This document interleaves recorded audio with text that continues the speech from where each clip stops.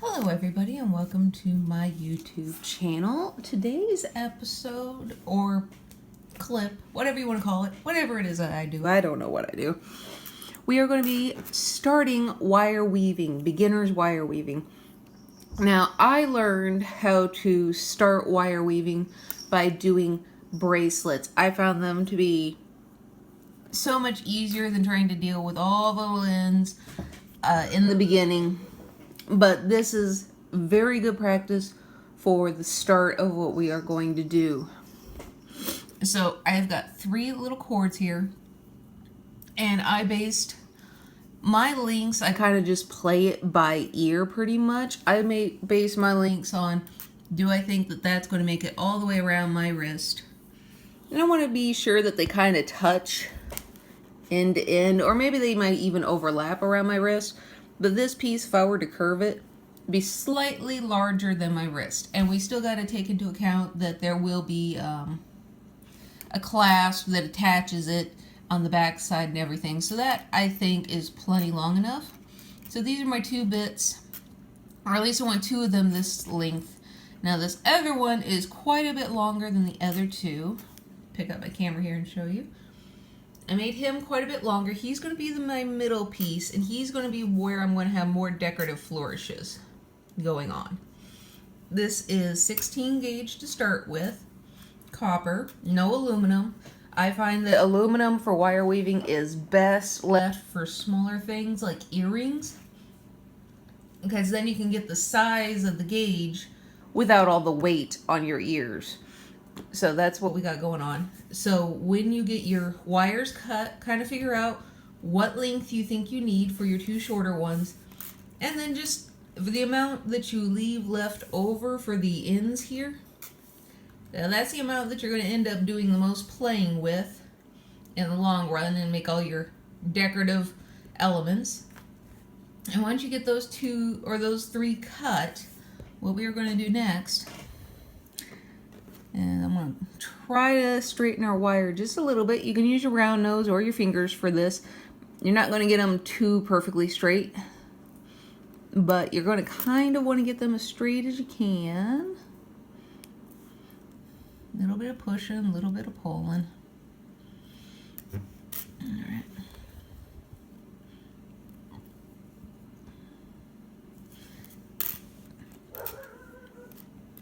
Oh, my naughty dog. Alright, and I want the longest wire here to pretty much be right in the middle. Now, once I think I've got my wires at the right length, and put them together here, making sure my 2 shortest are on the outside, my longest is on the inside. And I am going to take some masking tape, and I'm going to make sure it's nice and flush with the 2 short ends here, the longest end poking out. Lay it down and roll him up nice and tight. And trust me, you're going to love using your masking tape for this. Keeps everything from going wonky on you. Alright.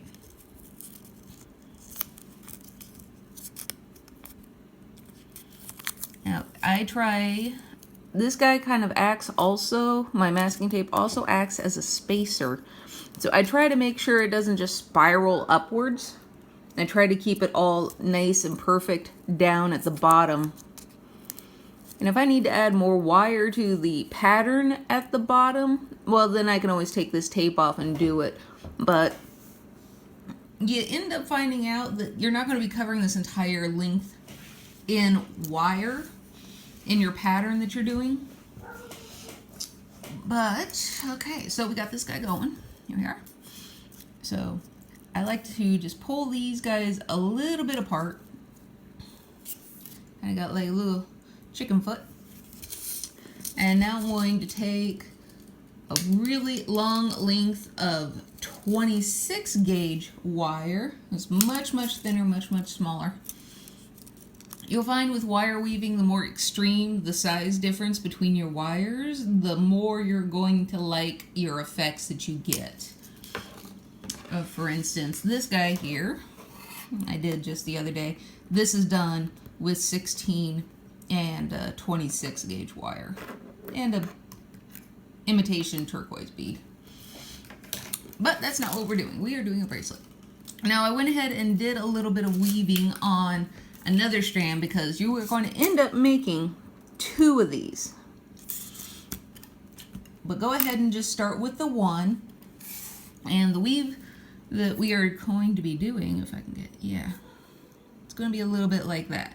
So, how to do this.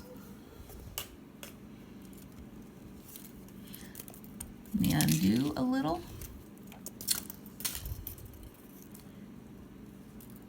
Ooh. This wire, it likes to get in your way. It always will, so be careful of your eyes. All right. So however you end up starting your wire weave is how you're going to end up wanting to do it over here. Now you want to pay attention. This is not like where you're going to be hiding a lot of stuff on the back. By the time you're done with all this, this could end up being your back. And if you have your front all messed up, well, then you're going to be in a bit of a pickle. So let's see here. Now I started mine off with 2 tall, and then 2 medium, and then 3 small. So now I'm going to go back to the 2 mediums. Make sure that you can see. Now, 2 small, that's just wrapping it, or 3 small, that's just wrapping it around this wire 3 times. So in order to do the 2 or the 2 medium, I'm going to go around 2 wires. So that's going to be around, boop, boop, open up guys. That's going to be around this one and this one at the same time. Now as you go, eventually these guys are going to start getting narrower and narrower, and then you're going to have to split them again. But that's okay. At least, you know, just keep in mind, it's if it gets difficult, maybe you just need to separate them a little bit. So there is my first one. Sorry, my nails are dirty. I was gardening this morning. And I was like, oh my gosh, I forgot to do my video. Ran in here to do it. Now I'm going to do the 2 tall ones. And that's just around all 3. And quite a few wire weavers out there. Say you don't want to get it so tight. I do have a bad habit of probably getting my stuff too tight. But if your wire is getting separated, just put your fingers or your fingernails. This is why my fingernails look like absolute garbage all the time. You want to take your fingernails and slide it along and scooch it down. That'll help with the tightness. But I also feel that by doing it tighter, now I need to do 2 medium. See, that one was a little far away, so scooch. I feel that by doing it tighter, you end up with a very nice uniform look. Scooch. There we go. See, this guy's a little, get down in there and scooch that where it needs to be. There we are. And then 3 small, so that's just 1. Also kind of hard to do this with the camera in your way. Oh, I'm learning so much. And 3 times around this one. There we go. And then 2 mediums. I always come up with songs while I'm doing this, like 2 mediums, 3 shorts, 2 mediums, 3 large. You know, whatever your pattern happens to be to keep yourself in mind. And then 1, 2, and then a medium. So, and there you have it. That's going to be your first weave that you are going to learn. And you're going to want to do this for a very, very large part of this project for this bracelet. Now, where are you going to stop? You're probably going to want to stop. You can even take a little bit of tape. Let me grab some here. take a little bit of tape and put it just like you did before with the ends. Pick your short wire, make sure it lines up perfectly with the end. You put it there. That's where you want to stop, so that way the weave stays nice and even. All this wire is going to be around on the back of your wrist, so this is where really you want all of your decorative elements to be. So this will tell you where to stop, so that way it stays all nice and even. Now, what do you do if your wire breaks on you while you're doing this? Because like I said, you want to make sure you check yourself that you flip him over. Make sure your weave looks right over here. And you flip him over. Make sure your weave looks right on both sides. It is very important. But, so you'll be undoing, let's say I didn't want that guy in there. So, I'll undo that weave. You're going to get a kink. Now, whenever you're playing and working with wire, every time you move it, every time you do something, it work hardens. So if you've ever sat there and just kept bending a wire back and forth until it snaps, well, that's work hardening it. You work harden the wire so much that it broke. That's what happens when that's going on. So this kink here, you'll find that, okay, so now you have to re-weave it. You don't have to get rid of this. I find, maybe it's just because I would do stuff way too tight, but I find that I can go in here, put it back in. Wire has a memory. It likes to be in the shape that it was before, but I find that it hides itself pretty well. Those little kinks and things. So let's say your wire breaks.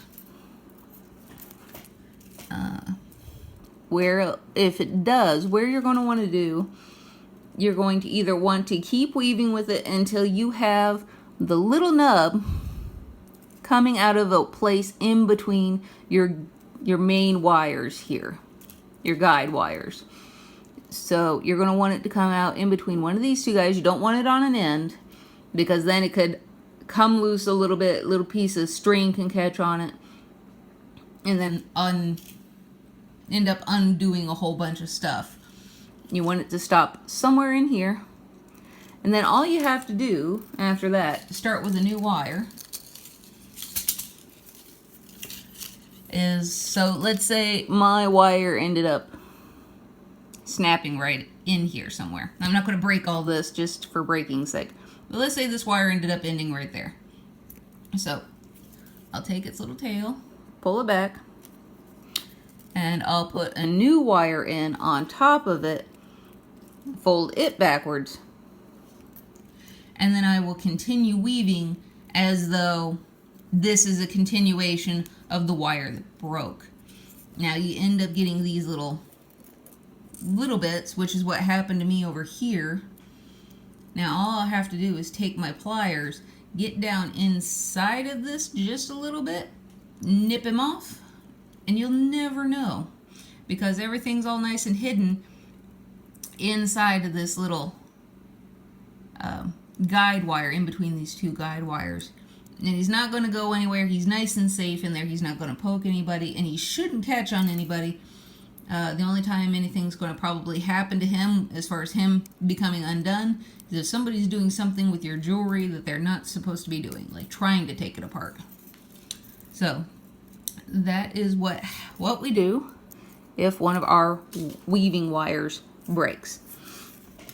So this is going to be a pretty short video, because at this point what we are going to do is you're going to make two of these. Chicken feet. And you're going to weave both of these up using this weave. Now remember, however you start this side is how you have to start this side, or you should, so that way they are perfectly even and perfectly straight.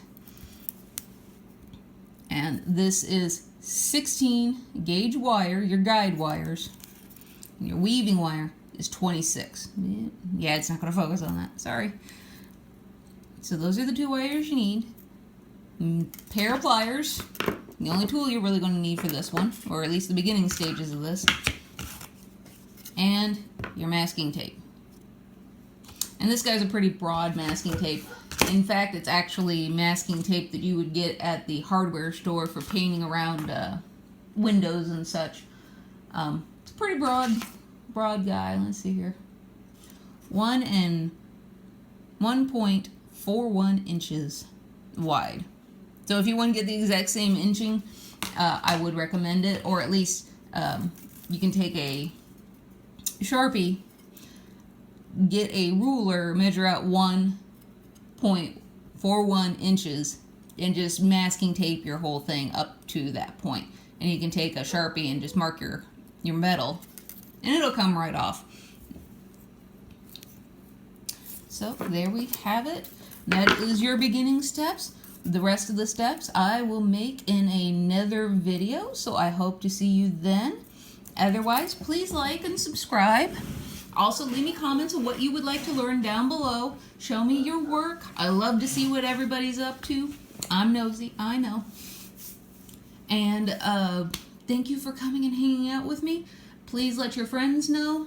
Share, whatever you do to let everybody else know will help this channel. And by helping this channel, you will let me know that you're out there and that you are liking what I'm doing, so that way I know what to do more of. If you feel too shy to comment in the comment section to let me know what you want to learn. So, I hope you all have a wonderful day with my naughty dog barking in the background. I apologize. And please have a good one. Thanks for hanging out, and I'll go see you guys soon. See y'all. Bye.